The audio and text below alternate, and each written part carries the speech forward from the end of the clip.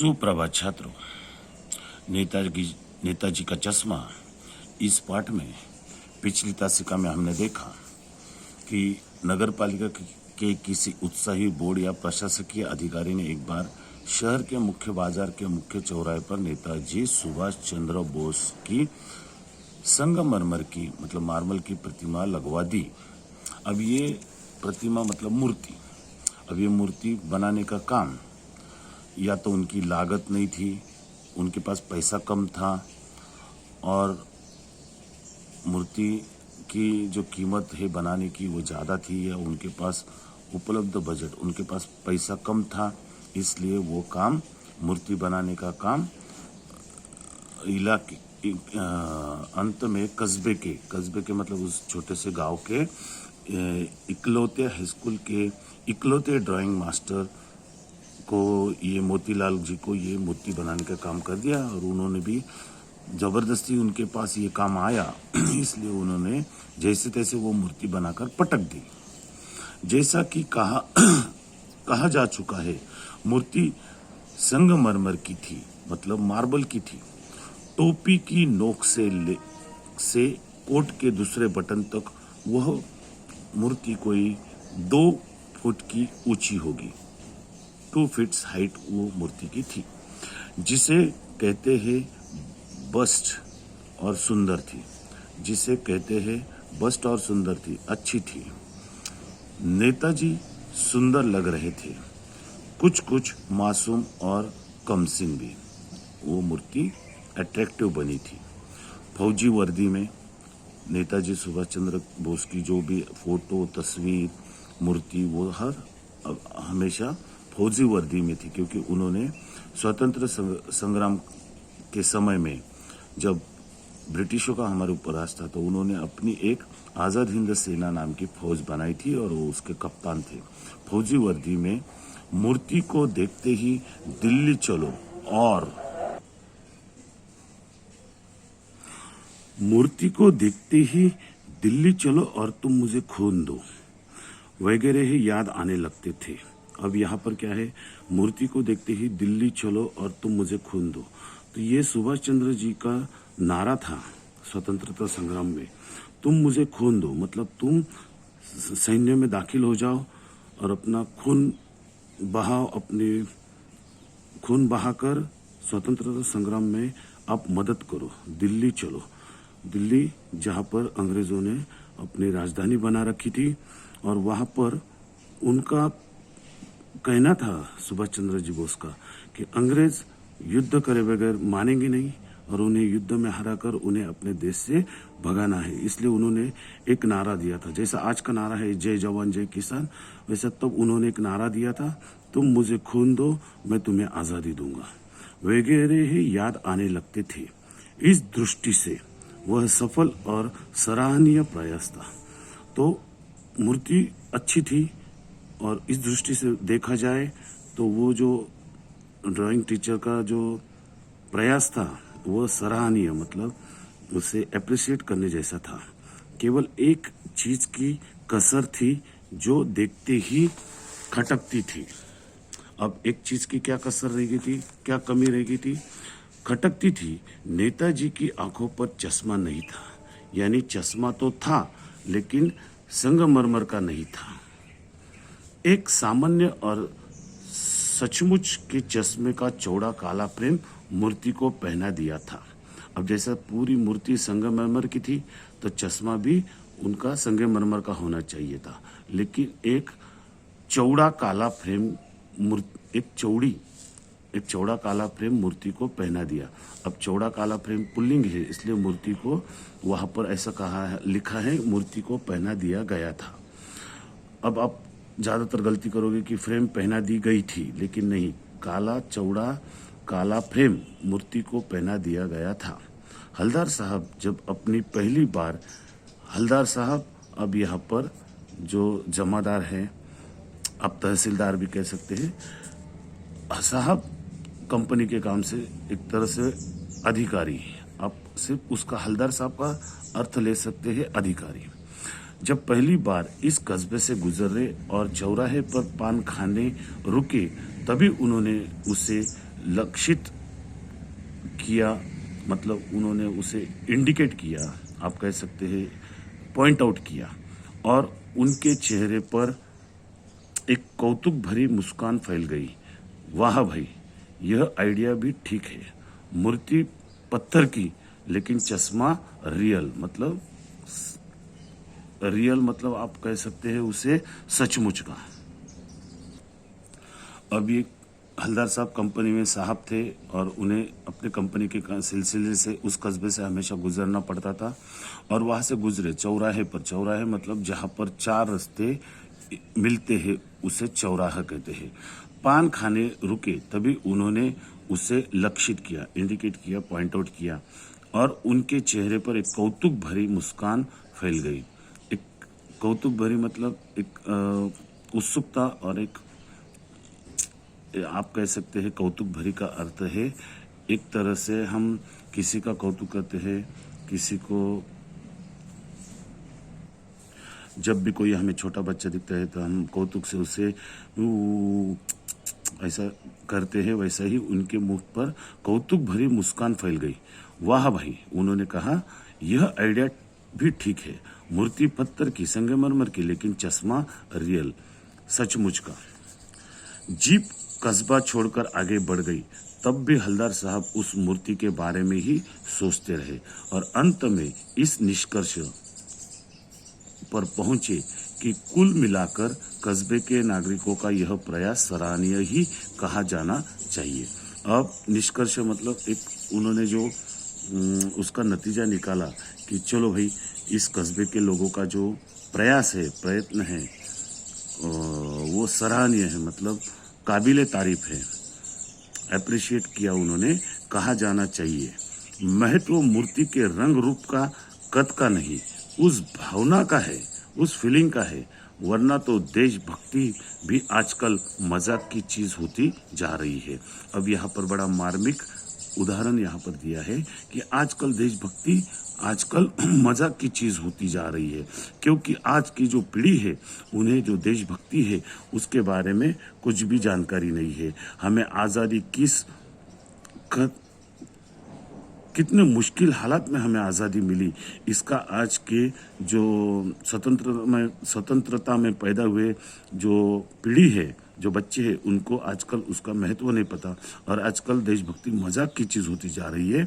ऐसा हलदार साहब ने सोचा और उन्होंने उस कस्बे के लोगों का जो प्रयास है उसे सराहनीय कहा कि चलो भैया, अब ये चौराहों पर हम इन क्रांतिकारियों या देशभक्तों के पुतले क्यों लगाते हैं, मूर्तियां क्यों लगाते हैं, ताकि उन्हें देखकर हमारी जो आने वाली नस्लें हैं वो जान पाए कि इन लोगों ने अपना घर बार सब कुछ न्यौछावर करके अपने देश के स्वतंत्रता संग्राम में हिस्सा लिया था। उन्होंने अपने बीवी बच्चे घर बार सब कुछ छोड़कर अपनी जान की बाजी लगा दी थी, तब जाकर के हमें ये स्वतंत्रता मिली।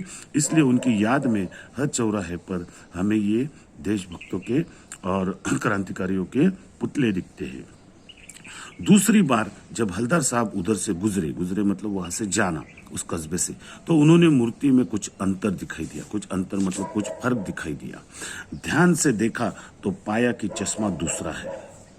पहले मोटे फ्रेम वाला चौकोर चश्मा था, अब तार के फ्रेम वाला गोल चश्मा है। तो चश्मे का जो साइज है, आकार है, वो बदल चुका था। हलदार साहब का कौतुक और बढ़ गया, उन्हें क्यूरियोसिटी और बढ़ गई। वाह भाई, क्या आइडिया है। मूर्ति कपड़े नहीं बदल सकती लेकिन चश्मा तो बदल सकती है। उन्होंने कहा, मूर्ति कपड़े नहीं बदल सकती लेकिन चश्मे तो बदल सकती है। तीसरी बार फिर नया चश्मा, क्योंकि कंपनी के काम से हलदार साहब को उस कस्बे से गुजरना पड़ता था। तीसरी बार जब हलदार साहब उस कस्बे से गुजरे तो उन्हें वह तीसरी बार नया चश्मा दिखा। हलदार साहब को आदत पड़ गई हर बार कस्बे से गुजरते समय चौराहे पर रुकना, पान खाना और मूर्ति को ध्यान से देखना।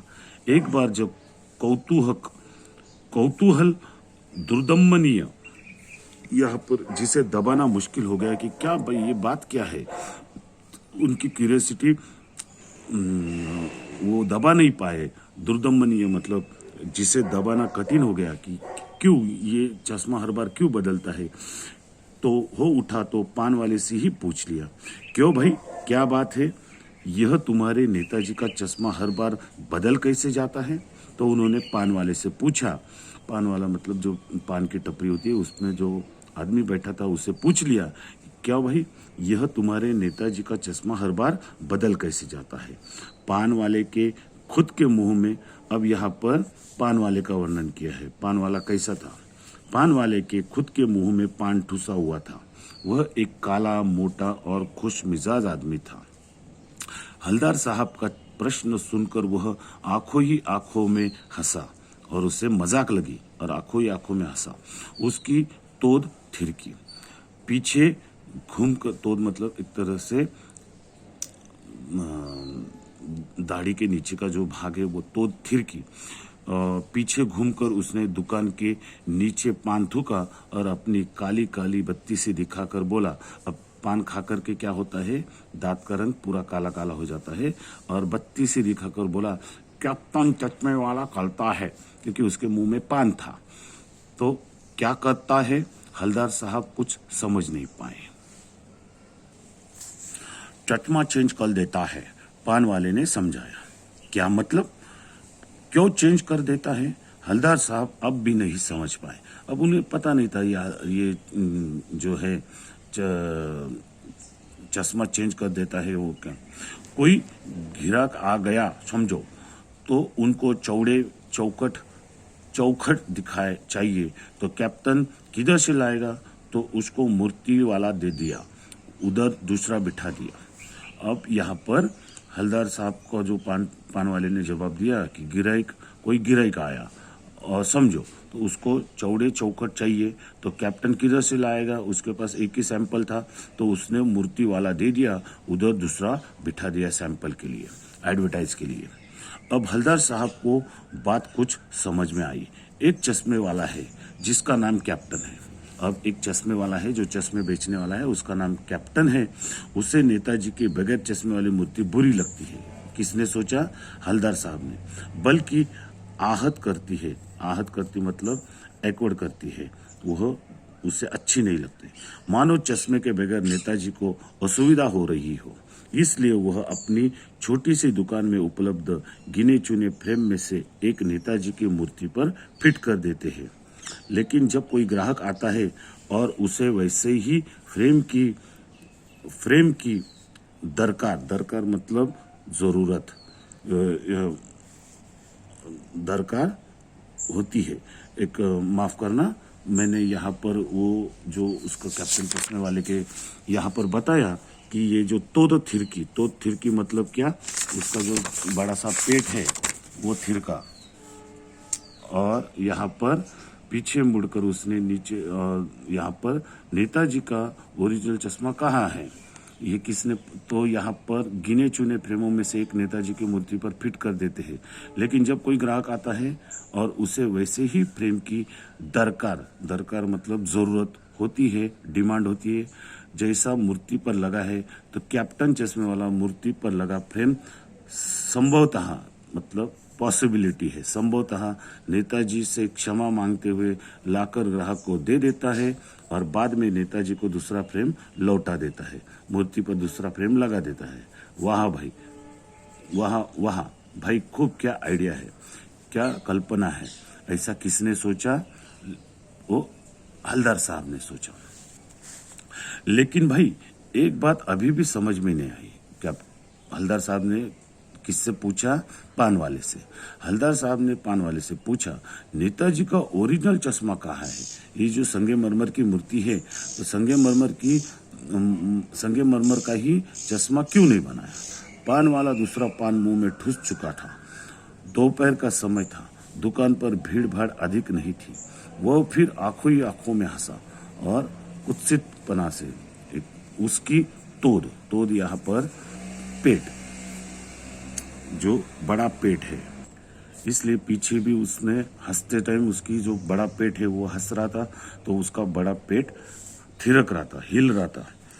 कत्थों की डंडी फेंक, पीछे मुड़कर उसने नीचे पिक थूकी। पान जो चबा कर मुंह में लाल जमा होती है उसे पिक कहते हैं। पिक थूकी और मुस्कुराता हुआ बोला, मास्टर बनाना भूल गया। अब उसके मुंह में पान था, इसलिए उसने बोला कि मास्टर बनाना भूल गया।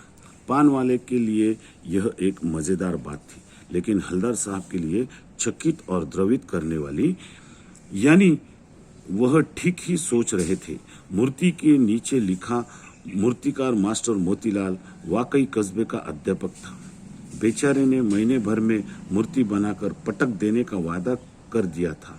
उसके माथे जबरदस्ती वो काम आया था, इसलिए उसने वो जबरदस्ती काम आया तो उसने पटक देने का, जैसे तैसे पूरा करने का वादा किया होगा। बना भी ली होगी, जो चौकट फ्रेम है चश्मे की वो बना भी ली होगी, लेकिन पत्थर में पारदर्शी चश्मा कैसे बनाया जाए, कांच वाला, यह तय नहीं कर पाया होगा, या कोशिश की होगी और असफल रहा होगा। उसने वो चश्मे की बारीक डंडी संगमरमर से तराशने की कोशिश की होगी, कट करने की कोशिश की होगी, लेकिन असफल, फेल हो गया होगा। बनाते बनाते कुछ और बारीकी के कारण चक्कर में चश्मा टूट गया होगा, या पत्थर का चश्मा अलग से बनाकर फिट किया होगा और वह निकल गया होगा। उफ, कई सारे कारण यहाँ पर हलदर साहब के जहन में आ गए, मन में आ गए।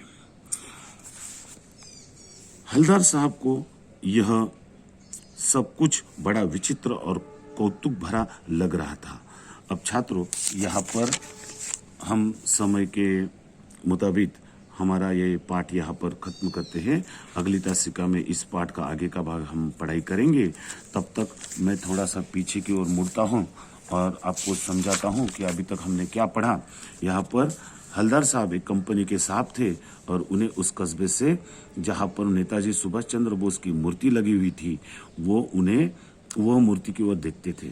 और जब पहली बार उन्होंने देखा तो उन्हें बड़ा आश्चर्य लगा कि मूर्ति पत्थर की थी और चश्मा जो चौकट काला फ्रेम वाला था मूर्ति पर, वो जो काले चौकट चौड़ा वाला फ्रेम संगमरमर का नहीं था, वो रियल, मतलब जो वास्तव में जो चश्मा होता है वैसा असली चश्मे का फ्रेम था। दूसरी बार हलदर साहब उधर से गुजरे तो भी उन्होंने उस मूर्ति पर जो फ्रेम था वो चौड़ा न देखते हुए गोल देखा। हलदर साहब को आदत थी कि वो उस कस्बे से गुजरते हुए चौराहे पर रुककर पान खाते और मूर्ति को देखते। तो एक दिन उत्सुकता पूर्वक उन्होंने पान वाले से पूछ ही लिया। तो पान वाले का वर्णन यहाँ पर कैसा किया है, काला, मोटा और खुश मिजाज आदमी था और उसके मुंह में हमेशा पान होता था और वो आंखों ही आंखों में हंसता था। उसकी तोद थिरकती थी, उसका बड़ा सा पेट था, वो हंसते समय हिलता था, थिरकती थी। पीछे घूमकर उसने दुकान के नीचे पान ठुका और अपनी लाल काली बत्ती से, मतलब उसका दांत भी पूरे काले हो चुके थे। इस तरह से इस पान वाले का वर्णन यहाँ पर बताया है। उसने हलदर साहब को बताया क्या करता है। हलदर साहब कुछ कैप्टन चश्मे वाला उस चश्मे की फ्रेम बदलता है, तो चश्मा चेंज कर देता है। जब हलदर साहब ने पूछा क्या करता है, तो यहाँ पर उसने समझाया कि जब कोई ग्राहक आता है तो एडवर्टाइज के तौर पर वो चश्मा उस मूर्ति पर लगाता है। और पहले तो हलदर साहब को लगा वाह, कोई ये कैप्टन फौज का कोई सिपाही होगा और उसे आज सुभाष चंद्र बोस के बिना चश्मे वाली मूर्ति अच्छी नहीं लग रही होगी, इसलिए वो उनके आदर के लिए वो मूर्ति पर चश्मा चढ़ा रहा होगा। लेकिन बाद में उन्हें पता चलता कि वो क्या करता था, किसी ग्राहक को एडवर्टाइज के लिए वो चश्मा वहाँ पर मूर्ति पर लगाता था और ग्राहक को वो चश्मे का फ्रेम पसंद आता तो वो उसे निकाल लेता, नेताजी से माफ़ी मांगता और नेताजी से दूसरा फ्रेम लौटा देता था। लेकिन भाई एक बात अभी भी समझ में नहीं आई। हलदर साहब ने चश्मे वाले से फिर पूछा नेताजी का ओरिजिनल चश्मा कहाँ गया। तो यहाँ पर फिर पान वाला पान मुंह में ठूसकर बोलता है कि जो मास्टर जी है वो बनाना भूल गया। पान वाले के लिए यह मज़ेदार बात थी, लेकिन हलदर साहब ने सोचा चकित और द्रवित करने वाला था। चकित और द्रवित करने वाला था, मतलब एक जैसा कि क्या भाई ये मूर्ति नेताजी की मूर्ति जो है वो बिना चश्मे की नहीं होती और ये मास्टर है, उसे तो उतना ज्ञान होना चाहिए। इसलिए उन्हें दुख भी हुआ। यानी वह ठीक ही सोच रहे थे कि मूर्ति के नीचे मूर्तिकार का मास्टर भी मोतीलाल लिखा हुआ था, वाकई कस्बे का अध्यापक था। बेचारे ने जल्दबाजी में वो जिम्मेदारी आ गई, इसलिए जैसे तैसे ये मूर्ति बनाकर पटक दी। और यह तय नहीं कर पाया होगा कि कोशिश भी की होगी, लेकिन वो जो पत्थर पर चश्मे की जो बारीक डंडियां बनाते समय वो टूट गई होगी, या फिर वो पत्थर का चश्मा अलग से बनाकर फिट भी किया होगा, लेकिन वह निकल गया होगा। इस तरह से हमने यहाँ पर ये पाठ अभी देखा। अगली तासिका में हम आगे बढ़ेंगे। और हलदार साहब को यह सब कुछ बड़ा विचित्र लगा और कौतुक भरा लगा। उन्हीं ख्यालों में खोए खोए पान के पैसे चुकाकर चश्मे वाले की देशभक्ति के समक्ष नतमस्तक होते हुए वो जीप की तरफ चले। और उन्हें लगा कि चश्मे वाले की जो देशभक्ति है कि उन्हें वाकई में कुछ भी हो जाए, लेकिन नेताजी की बिना चश्मे वाली मूर्ति उन्हें पसंद नहीं आई, इसलिए उसे नतमस्तक सरेंडर होते हुए वह जीप की तरफ चले। फिर रुके, पीछे मुड़े और पान वाले के पास जाकर पूछा, क्या कैप्टन चश्मे वाला नेताजी का साथी है या आजाद हिंद फौज का भूतपूर्व मतलब फॉर्मर सिपाही है। अब यहाँ पर ये पाठ है, हम अगली तासिका में आगे बढ़ाते हुए यहाँ से जो प्रश्न पूछा है इससे आगे हम उसे पढ़ेंगे, उसकी पढ़ाई करेंगे। तब तक के लिए धन्यवाद।